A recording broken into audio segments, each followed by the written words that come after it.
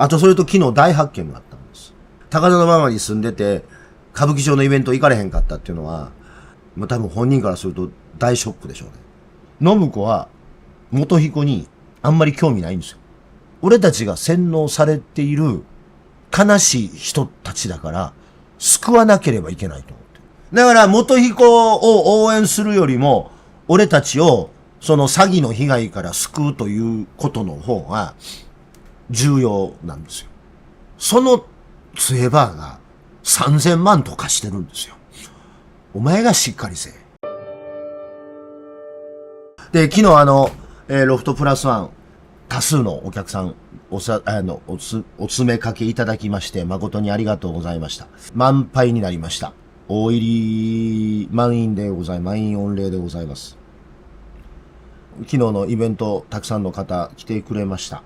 で、昨日ね、やってる側として嬉しいなと思ったのは、実は喪服スタンディングの時もそう思ったんですけど、だいぶ僕のイベント集会の男女比が改善してきましたね。昨日の場合は、千代さんで、聖さんで、明確になんか、すっげえ、聖さんのファンも昨日は来てて、僕のお客さんだけではないと思うんですが、だから千代さんの力、聖さんの力かもわからんが、喪服デモの時もそうでしたけど、82とか73やった男女比が、64なんやったら55になりつつありますね。昨日は楽しかった。ありがとうございます。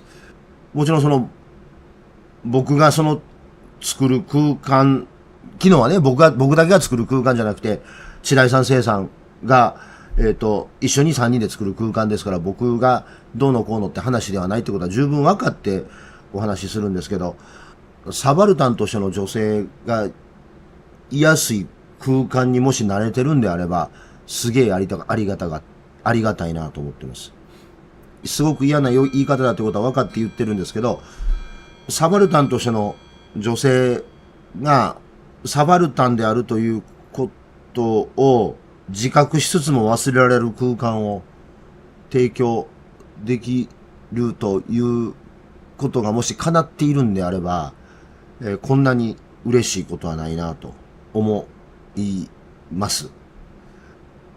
で、それはなんでそういう言い方をするかというと、僕は男ですから、女の人と同じ空間にいる以上を、女性が自分がサバルタンであるということをサバルタンであるという自覚を女性が捨てるということは絶対的にありえないので、女性がサバルタンであるという自覚を僕が男である以上、サバルタンであるという服をね、サバルタンであるという重荷を外すということは絶対的にそれはないので、てか論理的にないので、論理的に存在し得ないので、サバルタンであるということを忘れてもらうということは絶対無理なわけですけど、それはもう論理的に無理なので、それは無理だという前提に立ってですよ。だとするとできることっていうのは、サバルタンであるという自覚は忘れられないけれども、サバルタンである必要性がない空間を作るということは、責務としてやらなあかんなって、これはもう仕事のだけではなくてね、社会人としてやらなきゃいけないことだと思うんですが、それがだんだん自分の仕事でもできてきてるのかなと思うと本当に嬉しかったです。できつつあるんではないかなということが定量的な評価として、それはちょっと自分のことを過大評価しすぎかもわからんけども。あとそれと昨日大発見があったんです。それを、超大発見。めっちゃ大発見あったんですよ。昨日、実はそのイベントの中でも言うたんですけど、ロフトのイベントの中でも言うたんですけど、めっちゃ大発見あったんですよ。これです。そうなんじゃないかなと前から思ってたんですけど、昨日のイベント、結果満員御礼になりました。で、僕の持ってるこういうチャンネルというか、媒体というかの窓口で昨日のイベントは、もっぱら YouTube で宣伝してたんですよ。で、あえて Twitter では一切書かなかったんです。で、Twitter では昨日の午後になって初めて書いたんですよ。今日この後やりますっていうことで。なんでそんなことをしたかっていうと、あれだけどのイベントにも顔を出すツエバーのアンテナは、ツイッターにしか貼られていないではないか疑惑が俺の中であったんですよ。疑惑というか仮説。もうツエバーはもうあちこちのイベントに顔を出すわけですよ。で、あちこちのイベントに顔を出すんだけど、ひょっとして、ツエバーの情報源は、唯一の情報源はツイッターなんではないかっていう仮説が、これまでの行動パターンから、その仮説を俺は出してたわけですよ。で、昨日、だから、そのツイッターで告知をしなければ、ツエバーは来ないんではないかという仮説を立てて、YouTube では言ってたけども、Twitter ではずっと黙ってて、昨日の開始直前、午後になってから、Twitter で初めて告知をするってことをやってみたんですね。やってみたんです。そうやってみたんですよ、昨日は。そうすると、その結果どうなったか。満員御礼ありがとうございましたって僕のツイートの下に、当日告知かよ。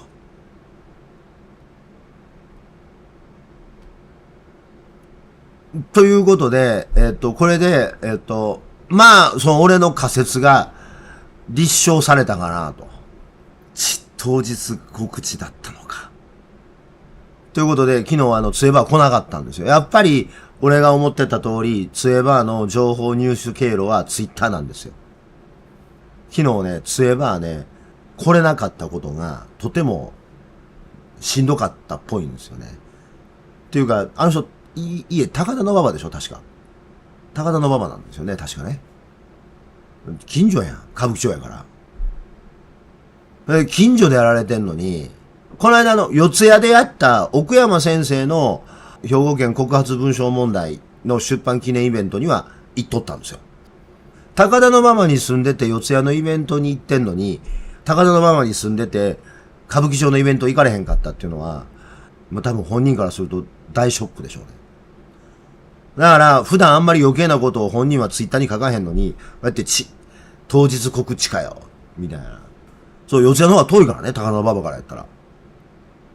普段余計なこと書かへん、ツエバーがそういうことをちゃんと書いたって、別に、そのツエバーの鼻を明かしたということが嬉しいんではなくて、ツエバーが情報を入手する手段はツイッターなんではないかということを、立証できた、自分の知的作業の、別にツエバー来てても来てなくても一緒の話ですからね。一緒のことですから別にええんですけど、自分の知的作業が知的な絵図面通りできたということの無常の喜びを感じています。昨日のイベントでも言ったんですけど、ツエバーね、東京神戸間ね、グリーンでの移動なんですよ。なんでそれ俺知ってるか言うたら、新大阪から神戸に動かなあかんかったんですよ。で、新大阪から神戸って、動こうのは在来線で行こうと思ったら、まあ新快速乗ったらええねんけど、ちょっと急いでたんよ。時間見たらすぐ新幹線があったから、新幹線で動こうと思ったの。ほんで、いやらしい話やけど、もうね、言うたら怒られるかもわからへんけど、わずか12分なんですよ。新大阪から新神戸って。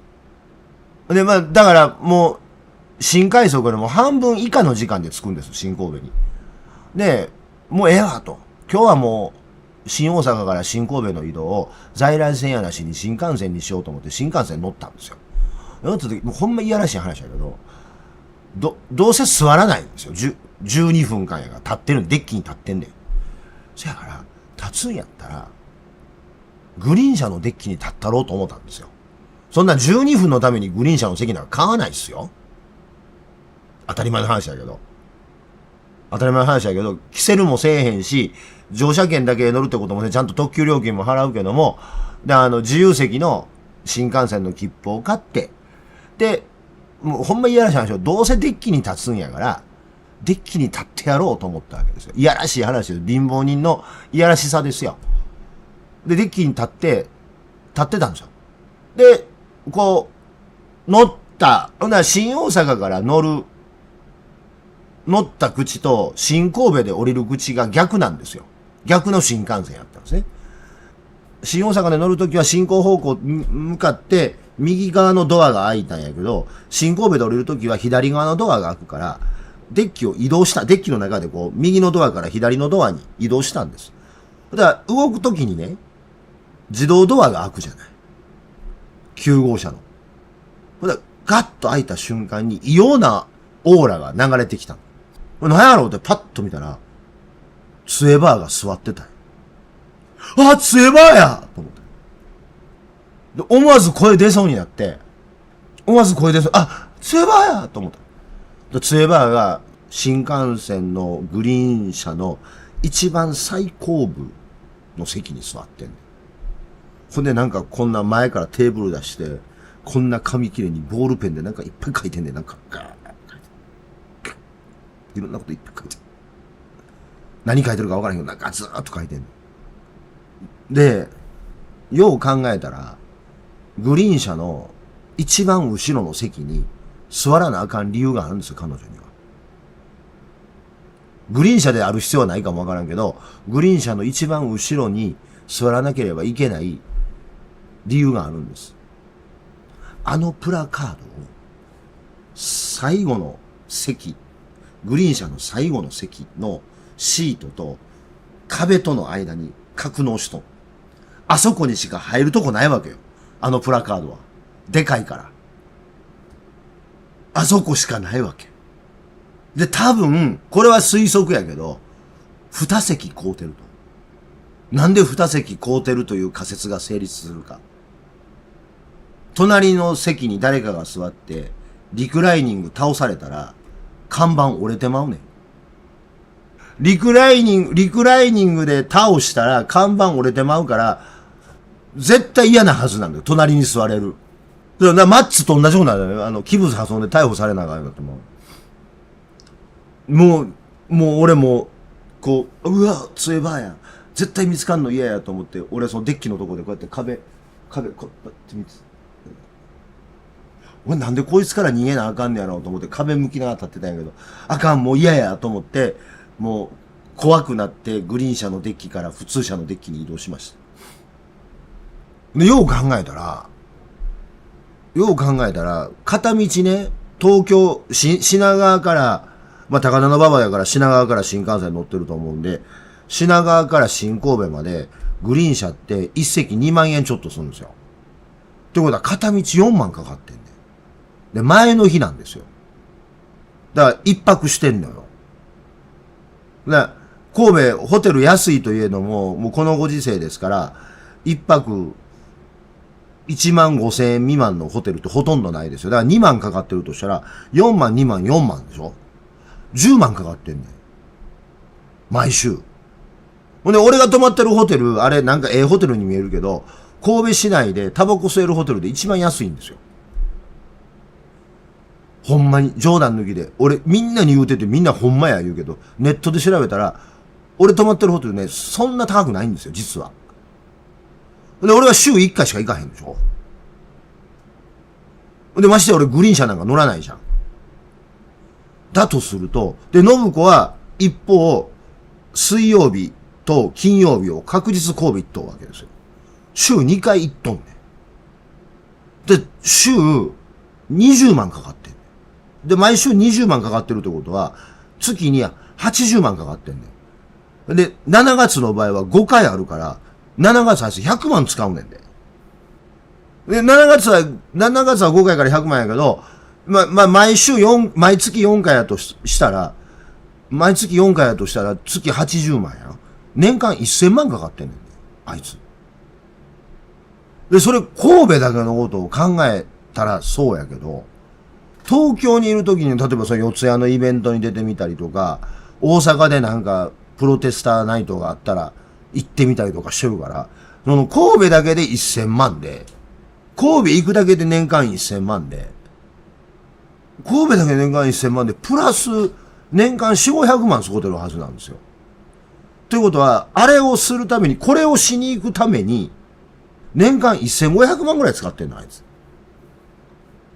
2年やってんのよ、あいつもうね。ってことはもう3000万消えてんねん。3000万やねん。そんなん、年間3000万、もうこれで累計3000万使うてんの、あいつ。元彦の年収以上使うてんの。給与減額法案が通る前の元彦の年収以上と使ってる。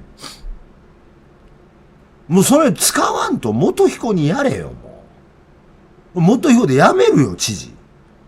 もう大丈夫よって。元ちゃん大丈夫よって。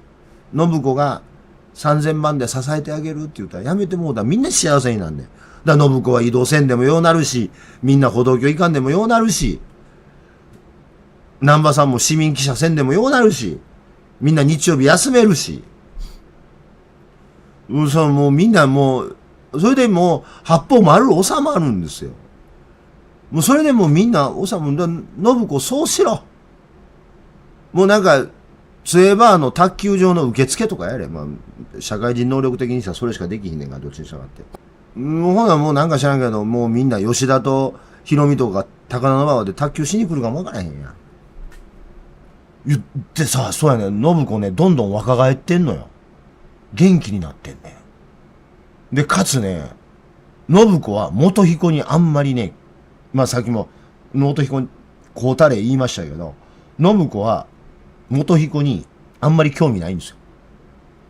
信子の世界観は、この間信子がずーっと喪服デモで喋ってたから、ようよう聞いて分かったんですけど、俺たちが洗脳されていると思って。で、俺たちが洗脳されている悲しい人たちだから、救わなければいけないと思って。で、結構世界観がしっかりしてて、喪服スタンディングに来るような人たちは、俺に洗脳されてんねんって。俺に。で、俺は、神戸に救う利権集団に洗脳されてるらしい。で、ようよう聞いてたら、で、その神戸の利権集団というのは、井戸県政の頃の、よく元彦支持者が言う井戸県政の頃ではなくて、どうも、信子の世界観ではですよ、デモに来る人を、とか、集会に来る人、俺とか松とかが洗脳してて、俺とか松とかは、神戸に救う利権集団に洗脳されてて、で、その利権集団は、どうやら、オレオレ詐欺とかをやっている特流の一つだ、らしいの。信子の世界観では。で、だから、俺を洗脳してる連中は最後に特流でオレオレ詐欺とかをするような奴らやから、菅野に洗脳された人たちも、最後はお金を全部持っていかれるぞ。だからそれはダメだぞ、という警鐘を鳴らしてるつもりなの。だからあれ正義感なの。だから元彦を応援するよりも、俺たちをその詐欺の被害から救うということの方が重要なんですよ。そのツエバーが3000万とかしてるんですよ。お前がしっかりせえ。ぜひチャンネル登録といいねボタンを押してください。